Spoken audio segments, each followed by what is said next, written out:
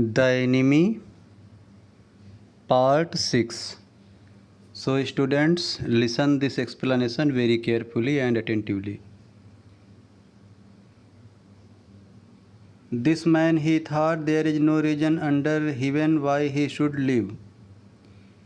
इस आदमी के बारे में डॉक्टर सदाओ ने विचार किया कि भगवान कसम कोई तर्क नहीं है कि ये आदमी क्यों जिंदा रहे.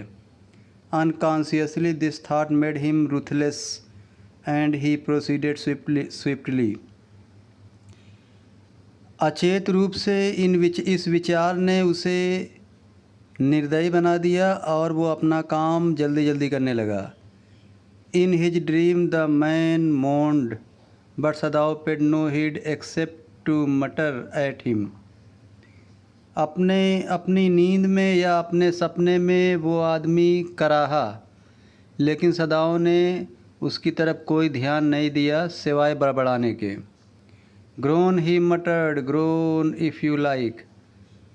बड़बड़ाओ सदाओ, कराहो सदाओं ने बड़बड़ा कर कहा. ग्रोन इफ़ यू लाइक, कराहो अगर तुम चाहते हो तो कराहो. I am not doing this for my own pleasure. मैं ये सब अपनी खुशी के लिए नहीं कर रहा हूँ. In fact I do not know why I am doing it. वास्तव में मैं नहीं जानता कि मैं ये सब क्यों कर रहा हूँ. The door opened and there was Hana again.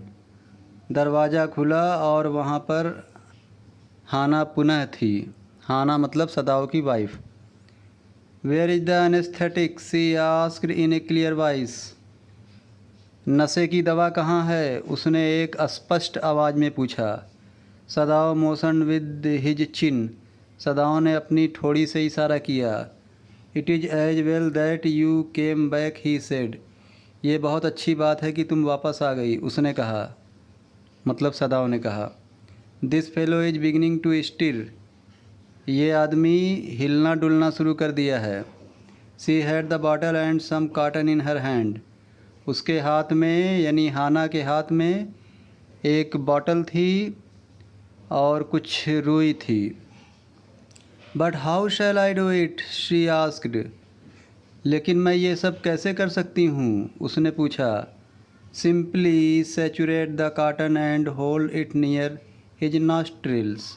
Sadao replied without delaying for one moment the intricate detail of his work.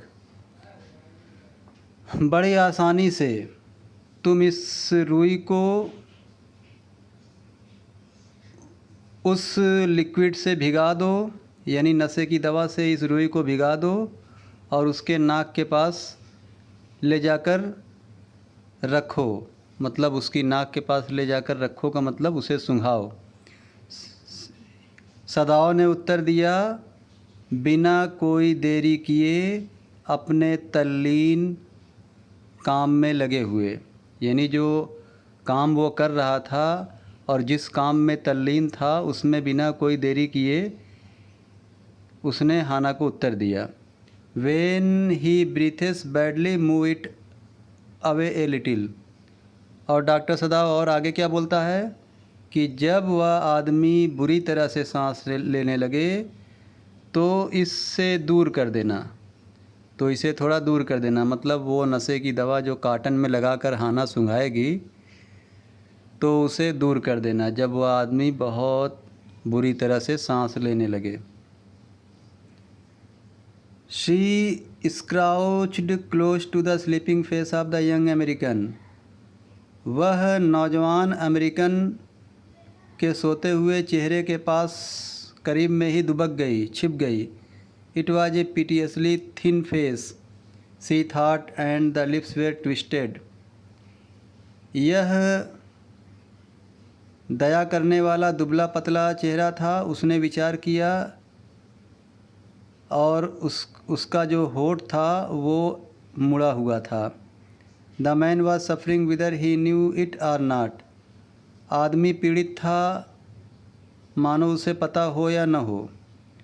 Watching him, she wondered if the stories they heard sometimes of the sufferings of the prisoners were true. उसे देखते हुए हाना आश्चर्य करने लगी, मानो जो कहानियाँ उन लोगों ने कभी कभी सुनी थी कैदियों की यातनाओं की, वो सच भी थी या नहीं।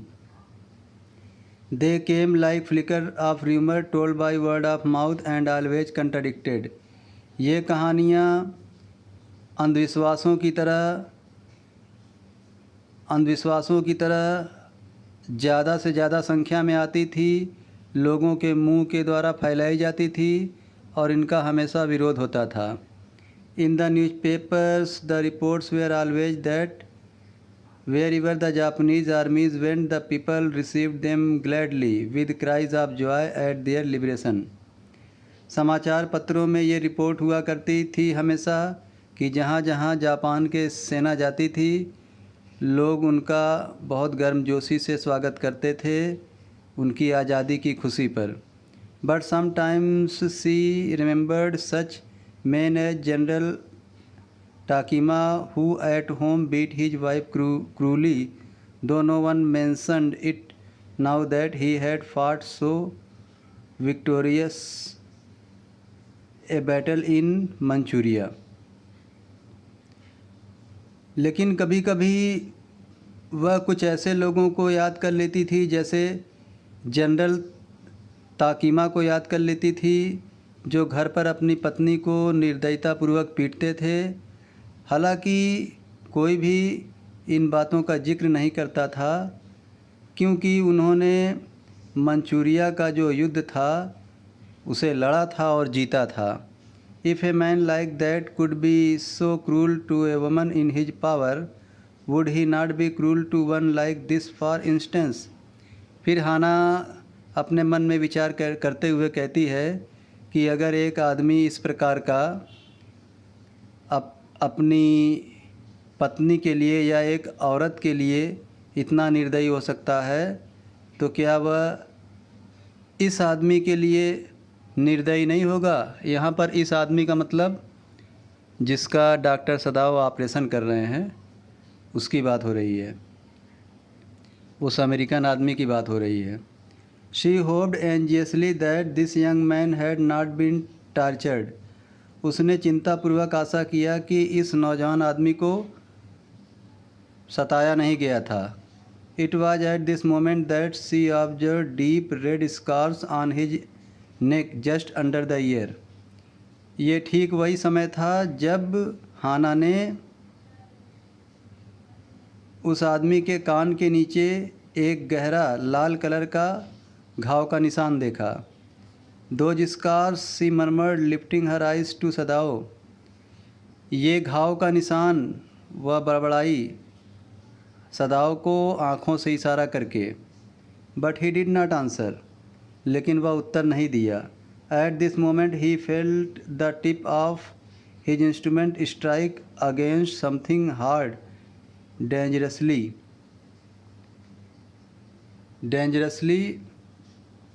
Near the kidney. इसी पल सदाओं ने अपने इंस्ट्रूमेंट यानी अपने औजार को महसूस किया कि वो किसी हार्ड चीज़ पर, किसी कठोर चीज़ पर बड़े ख़तरनाक ढंग से टकराया, ठीक किडनी के पास, उस आदमी के गुर्दे के पास।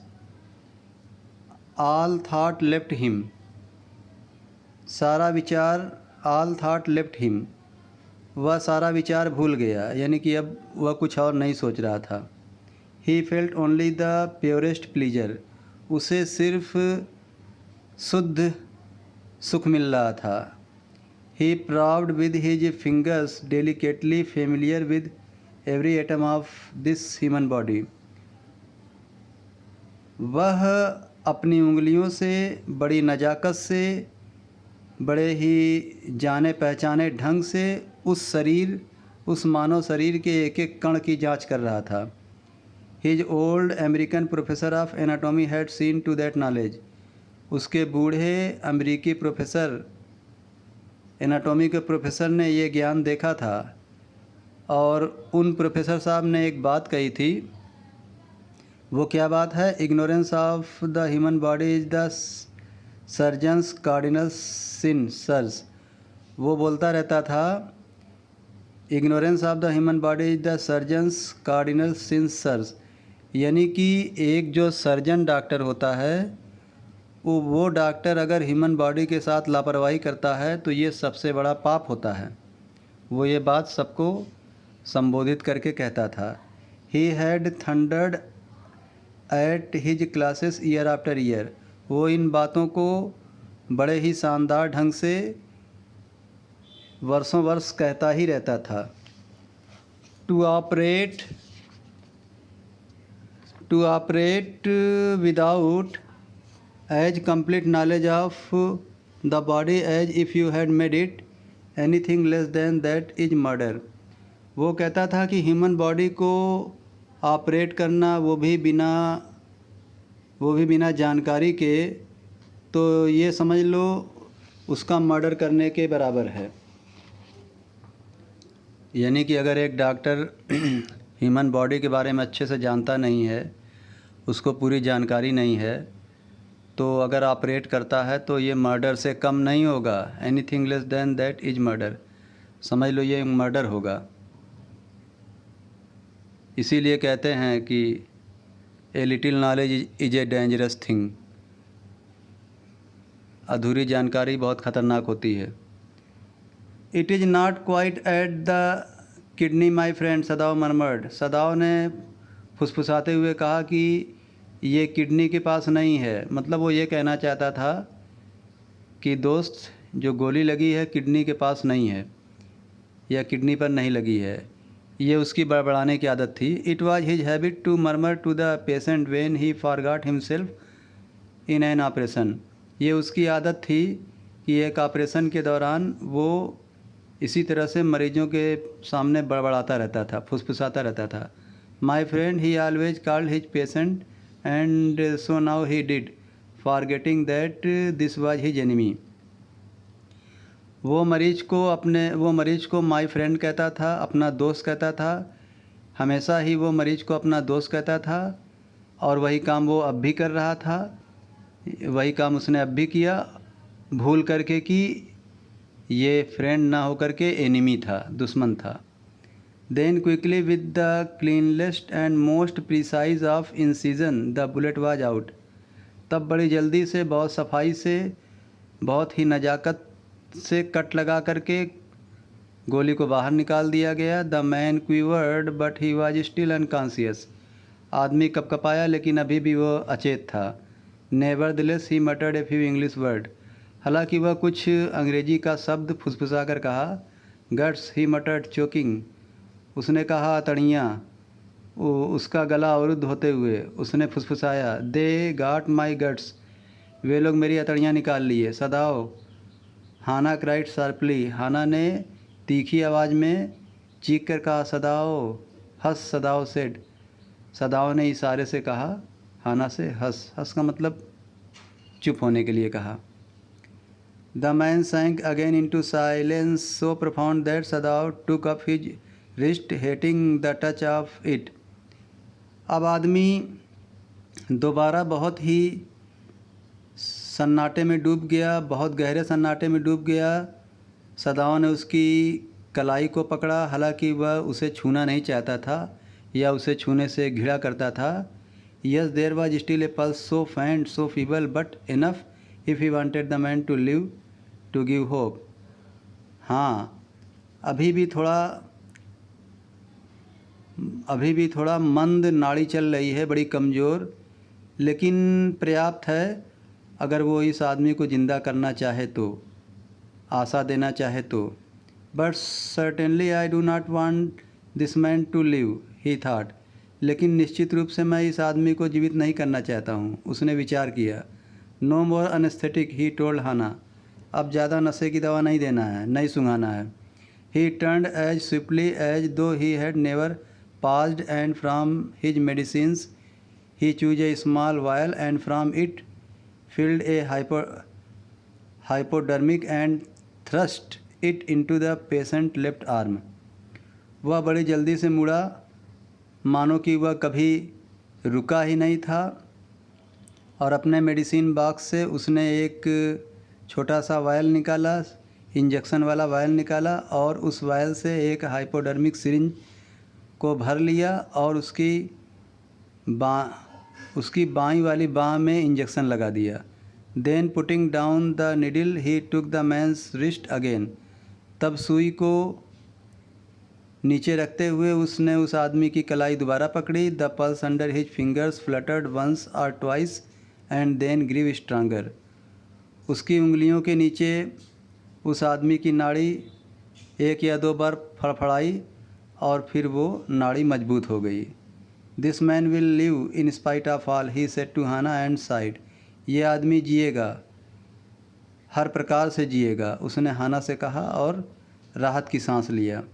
The young man woke so weak, his blue eyes so terrified when he perceived where he was, that Hannah felt compelled to apology. नौजवान आदमी उठ गया। So weak his blue eyes so terrified when he perceived where he was.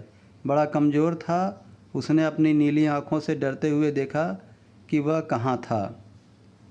इस बात पर हाना क्षमा मांगने के लिए प्रेरित हो गई।